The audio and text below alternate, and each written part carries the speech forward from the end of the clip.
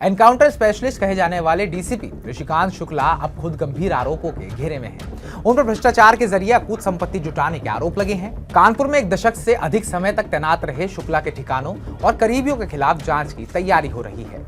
DSP Rishikant Shukla पर आरोप है कि वकील अखिलेश दुबे के साथ मिलकर निर्दोषों को फंसाया और पैसे वसूले। हालांकि ऋषिकांत शुक्ला और इनके जिस दोस्त पर आरोप लगा है, उन्होंने वीडियो जारी कर अपनी सफाई दी और खुद को बेकसूर बताया है। चलिए आपको शुक्ला जी की पूरी कुंडली बताते हैं।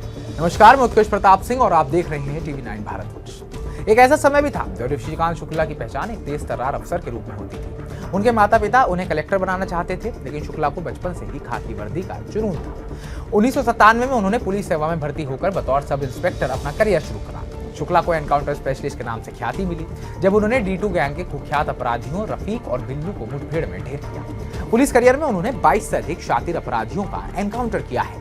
1 दशक पहले जब पूर्वांचल के माफिया कानपुर में पैर पसारने लगे थे, तब तत्कालीन एसएसपी ने उन पर लगाम लगाने की जिम्मेदारी ऋषिकांत शुक्ला को सौंपी थी। उन्होंने मुन्ना बजरंगी के शूटर अमित राय को महज 24 घंटे के भीतर एनकाउंटर में ढेर कर दिया था। 2007 में उन्होंने चिंटू सिंह को किदवाई नगर के पास एनकाउंटर में मारा। ऋषिकांत शुक्ला ने 2005 से 2009 के बीच कानपुर के नौबस्ता, कोहना और काकादेव जैसे संवेदनशील थानों की जिम्मेदारी संभाली। डीएसपी ऋषिकांत शुक्ला और माफिया अखिलेश दुबे के बीच संबंधों का खुलासा ऑपरेशन महाकाल के दौरान हुआ, जिसे पूर्व कानपुर पुलिस कमिश्नर अखिल कुमार ने शुरू किया था। इस विशेष अभियान का उद्देश्य जबरन वसूली और फर्जी केस रैकेट में शामिल पुलिसकर्मियों, वकीलों और पत्रकारों के गठजोड़ को बेनकाब करना था।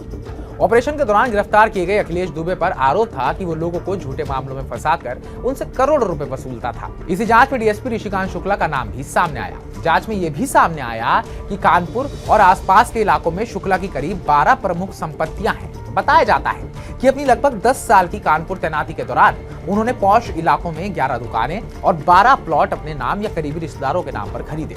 जांच एजेंसियां अब इन सभी संपत्तियों और शुक्ला के आर्थिक लेन देन की गहराई से जांच कर रही हैं। अब जबकि ऋषिकांत शुक्ला के खिलाफ भ्रष्टाचार की जांच शुरू हो चुकी है, पुलिस महकमे में हलचल मच गई है।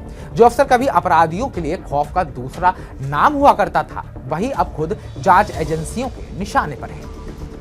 तो हमारी इस पूरी रिपोर्ट को लेकर आपका क्या कहना है? क्या डीसीपी पर लगाए गए आरोप आपको सही लगते हैं, या फिर डीसीपी जिस तरीके से कह रहे हैं कि वो निर्दोष हैं, वो बात सही है? आपको क्या लगता है? अगर आप उनको पर्सनली जानते हैं या कभी आप उनके आमने सामने आए हैं, तो कमेंट बॉक्स में कमेंट करके हमें जरूर बताइएगा। बाकी ताज़ा अपडेट्स पाने के लिए TV9 भारतवर्ष को सब्सक्राइब कीजिएगा।